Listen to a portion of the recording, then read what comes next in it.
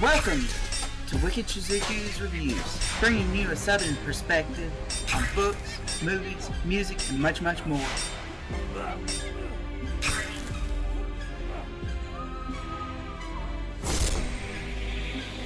Stick around for a while, you just might hear something wicked.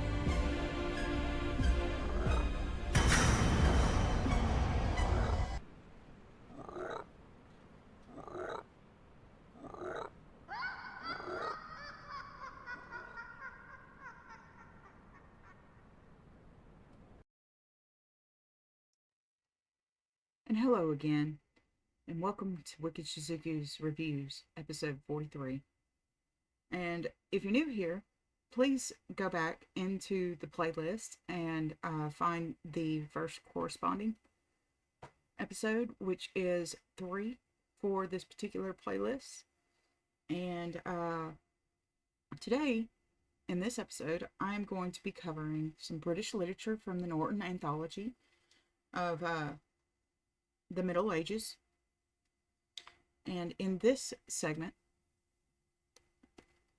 I am going to read a poem called Judith, but it has quite a lengthy introduction to it. So I'm going to read you the introduction and then the piece.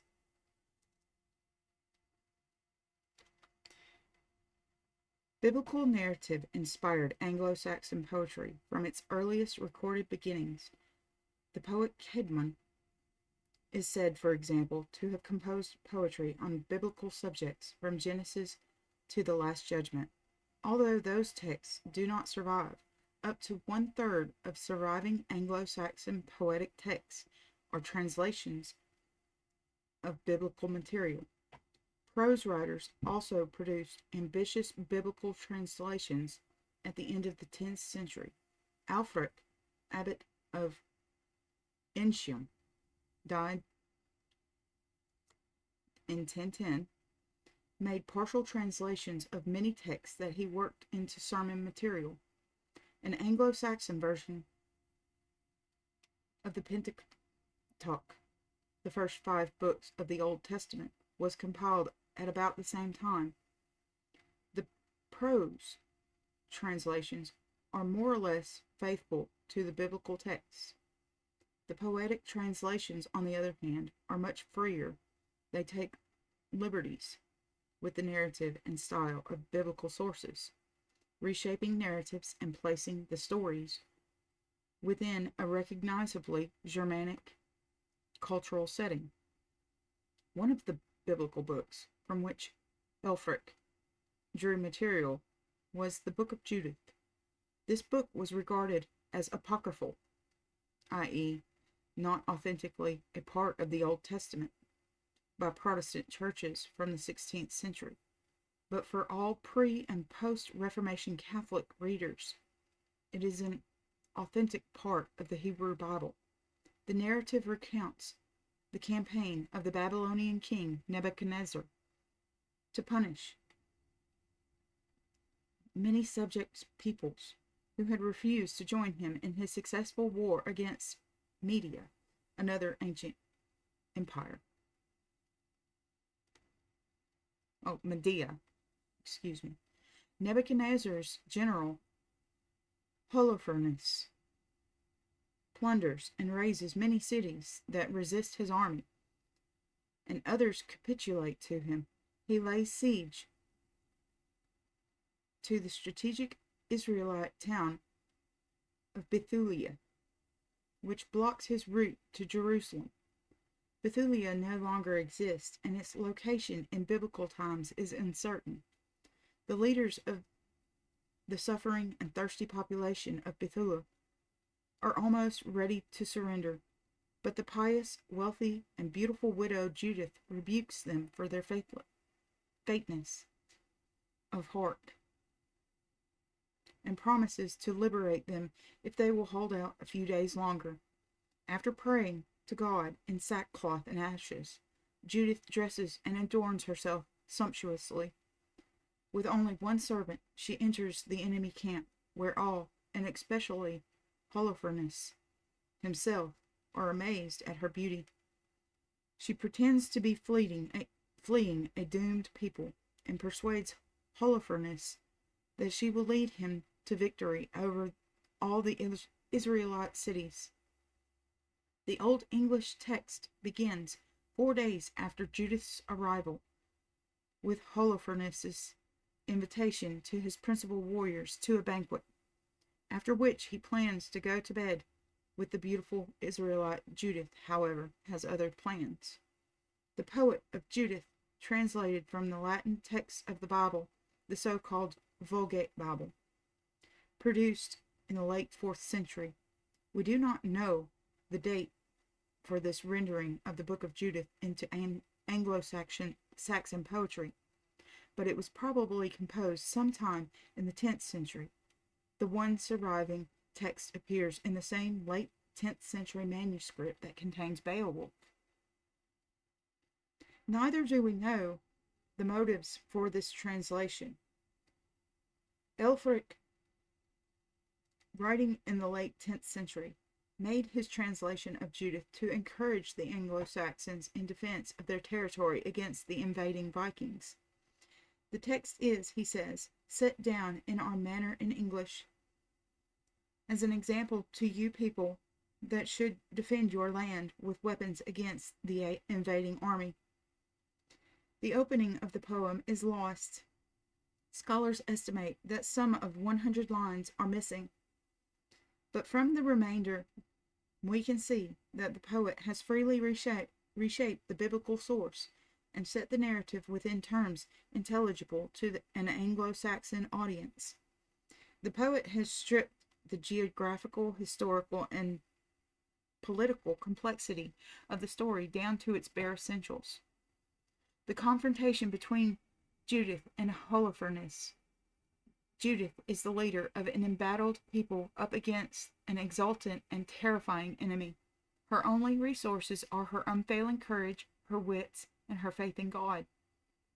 Within this concentrated narrative, the poet colors certain episodes by employing the traditional language and formulas of Anglo-Saxon poetry.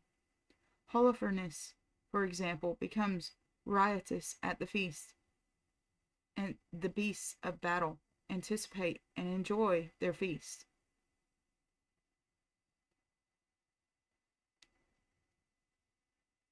Judith is rewarded with Holofernes' battle gear, not with his household treasures as in the biblical narrative.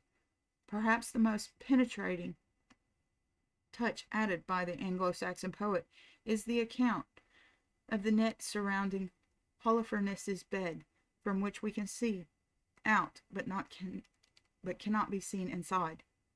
This technology of tyrannical power undermines Holofernes' army in the end, since his men, waiting nervously around his bed because they are afraid to wake up their leader, lose precious time under the attack from the Israelites. Like the abbess Hilda, Judith is one of the women of power in Anglo-Saxon history and literature. Another is Saint Helena, the mother of the Emperor Constantine the Great. In the poem Aeneid, she leads a Roman army to the Holy Land to discover the cross on which Christ was crucified. This translation of Judith is by Elaine Treharne, Old and Middle English and Anthology, 2000. Judith. She doubted. Gifts in this wide earth there she readily found, protection from the glorious Lord, which she had most need, of favor from the highest judge, so that he, the Lord of creation, defended her against the greatest terror. The glorious Father in the skies granted her request, since she always possessed true faith in the Almighty. I have heard then that Holofernes eagerly issued invitations to a feast and provided all types of magnificent wonders for the banquets. To it the Lord of Men summoned the most experienced retainers. The warriors obeyed with great haste. They came to the powerful Lord and proceeded to the leader of the people. That was the 4th day after Judith, prudent in mind, this woman of elfin beauty, first visited him. They went to the feast to sit down, proud men at the wine drinking, bold, mail-coated warriors, all his companions in misfortune. There along the benches deep bowls were carried frequently, full cups and pitchers, also carried to the sitters in the hall. They received those doomed to die, brave warriors. Though the powerful man did not expect it, that terrible lord of heroes. Then Holofernes, the gold-giving friend of his men, became joyous from the drinking. He laughed and grew vociferous, roared and clamored, so that the children of men could hear from far away how the fierce one stormed and yelled. Arrogant and excited by mead, he frequently admonished the guests that they enjoy themselves well. So for the entire day, the wicked one, the stern dispenser of treasures, drenched his retainers with wine until they lay unconscious. The whole of his troop were as drunk as if they had struck down in death. Drained of every ability, so the men's lord commanded the guests to be served until dark night approached the children of men. Then, corrupted by evil, he commanded that the blessed maiden should be hastily fetched to his bed, adorned with bracelets, decorated with rings. The retainers quickly did as their lord, the ruler of warriors, commanded them. They stepped into the tumult of the guest hall, where they found the wise Judith. And then quickly the warriors began to lead the illustrious maiden to the lofty tent, where the powerful man, Holofernes, hateful to the Savior, rested himself during the night. There was a beautiful, all-golden fly-net that the commander had hung around the bed, so that the wicked one, the Lord of Warriors, could look through on each of those sons of men who came in there. But not one of the race of mankind could look on him, unless, brave man, he commanded one to his very innocuous men to come nearer to him for secret consultation. They quickly brought to bed the prudent woman. Then the resolute heroes went to inform their lord that the holy maiden had been brought to his tent. Then the notorious one, that lord of cities, became happy in his mind. He intended to violate the bright woman with defilement and with sin. The judge of glory, the majestic guardian, the Lord, ruler of hosts, would not consent to that, but he prevented him from that thing. Then the diabolical one, the wanton and wicked man, departed with a troop of his men to find his bed, where he would lose his life on earth, or where he would lose his life forthwith within that one night. He had attained his violent end on earth just as he had previously deserved. This severe lord of men, since he had dwelled under the roof of clouds in this world, the mighty man then fell to the middle of his bed, so drunk with wine that he possessed no sense in his mind. The warriors stepped out of that place with great haste, men sated with wine, who led the traitor to that hateful tyrant to bed for the last time. Then the Saviour's glorious handmaiden was very mindful of how she could deprive the terrible one of life most easily before the impure and foul one awoke. Then the Creator's maiden, with her braided locks, took a sharp sword, a hard weapon in the storms of battle, and drew it from the sheath with her right hand.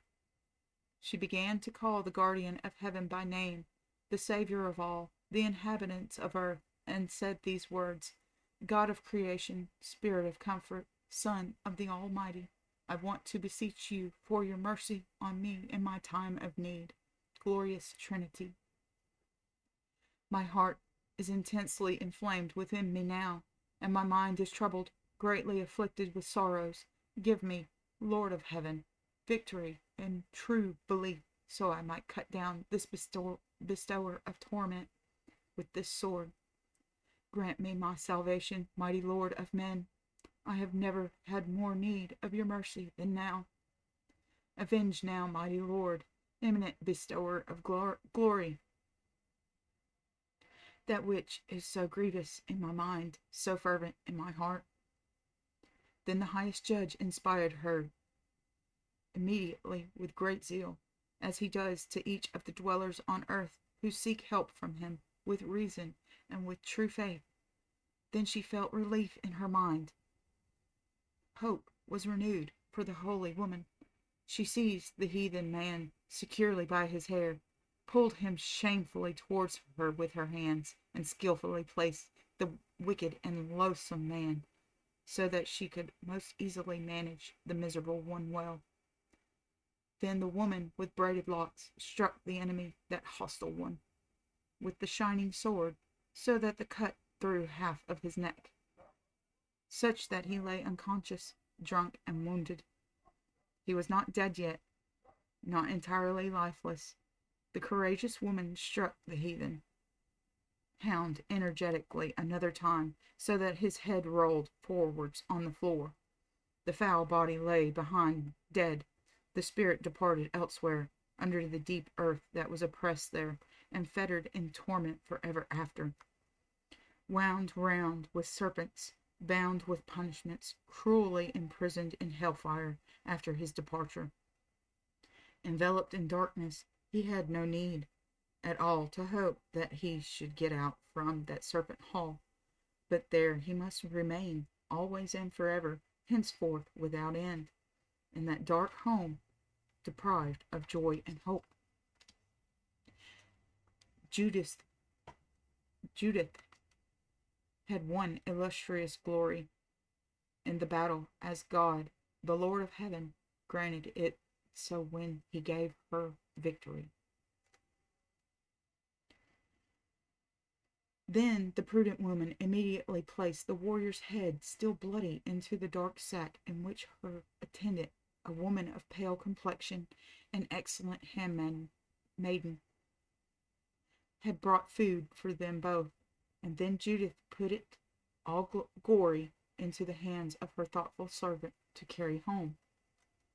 Then both the courageous women went from there straightway, until the triumphant women, elated, got away out from that army, so that they could clearly see the beautiful city, walls of Bethulia glitter. Then, ring adorned, they hurried forward along the path until, glad at heart, they had reached the rampart gate. Warriors were sitting, men watching and keeping guard in that stronghold, just as Judith, the wise maiden, had asked. When she had previously departed from the sorrowful people, the courageous woman, the beloved woman, had returned again to the people, and the prudent woman soon asked one of the men from the spacious city to come towards her, and hastily to let them in through the gate of the city wall. And she spoke these words to the victorious people: I am able to tell you a memorable thing, so that you need no longer mourn in your minds. The ruler, the glory of kings, is well disposed towards you. It had become revealed throughout this wide world that glorious and triumphant success is approaching, and that honor has been granted by fate to you because of the afflictions that you have long suffered. Then the city dwellers were joyful when they heard how the Holy One spoke over the high city wall. The army was joyous, and people hurried to the fortress gate. Men and women in multitudes and crowds, groups and troops, pressed forward and ran towards the Lord's maiden in their thousands, young and old. The mind of each one of the people in that rejoicing city was gladdened when they perceived that Judith had returned to her native land, and then hastily and reverently they let her in. Then the prudent woman, adorned with gold, asked her attentive handmaiden to uncover the warrior's head, and to display it bloodied as proof to the citizens of how she had been helped in battle.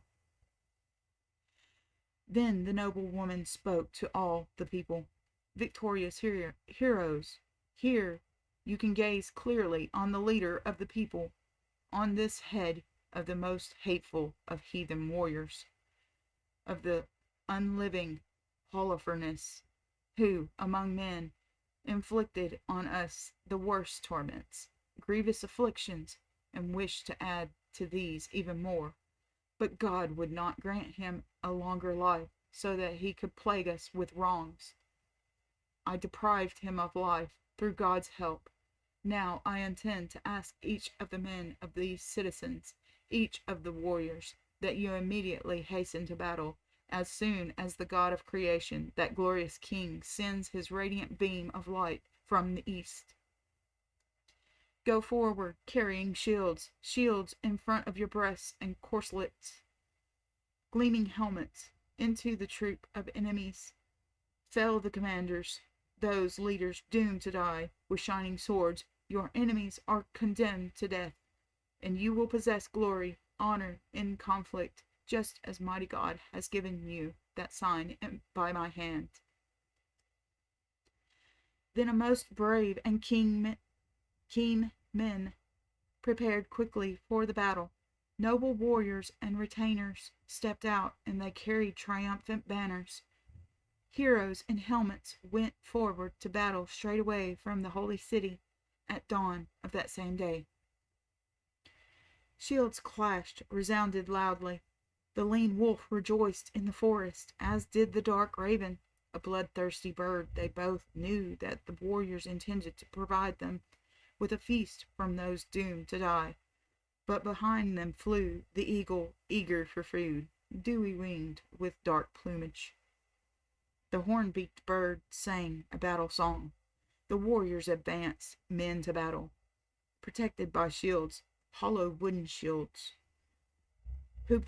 Those who previously had suffered the insolence of foreigners, the insult of heathens, in the spear play that was all grievously requited to the Assyrians, when the Israelites, under their battle banners, had gone to that camp. Then they boldly let showers of arrows fly forwards, battle arrows from the horned bows, firm arrows, angry warriors roared loudly, sent spears into the midst of the cruel ones. The native heroes were angry against the hateful race.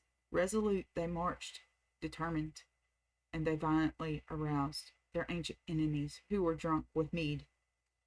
With their hands, the retainers drew brightly adorned swords from their sheaths. Excellent sword edges zealously killed the Assyrian warriors, those evil schemers.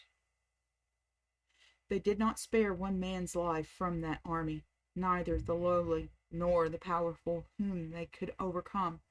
So, in the morning, the retainers pursued the foreign people the entire time, until the chief leaders of the army, of those who were the enemies, perceived that the Hebrew men had shown violent sword brandishing to them.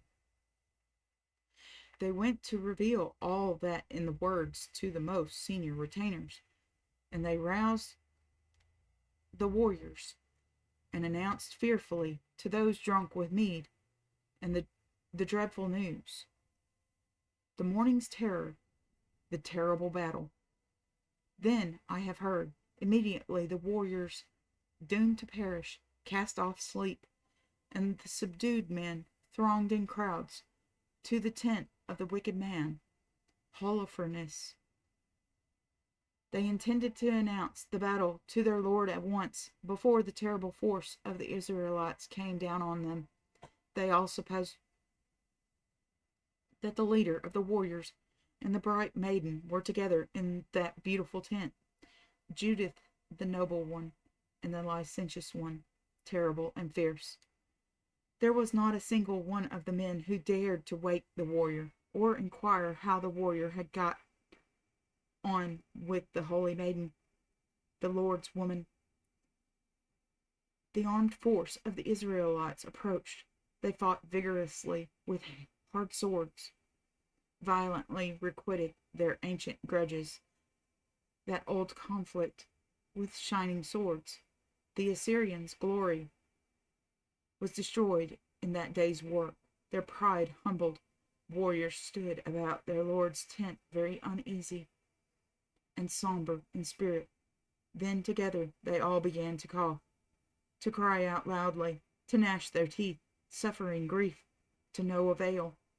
Then their glory, success, and brave deeds were at an end. The men considered how to awaken their lord. It did them no good.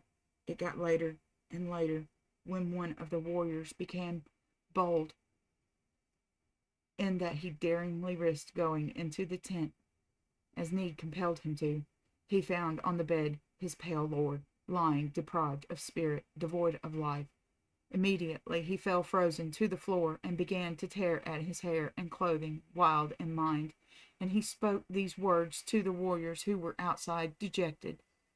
Here our own destruction is made clear, the future signified, that the time of troubles is pressing near, when we shall now lose, shall perish at the battle together.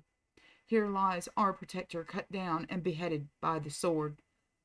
Sorrowful, they threw their weapons down, then and departed from him, weary-spirited, to hasten in flight.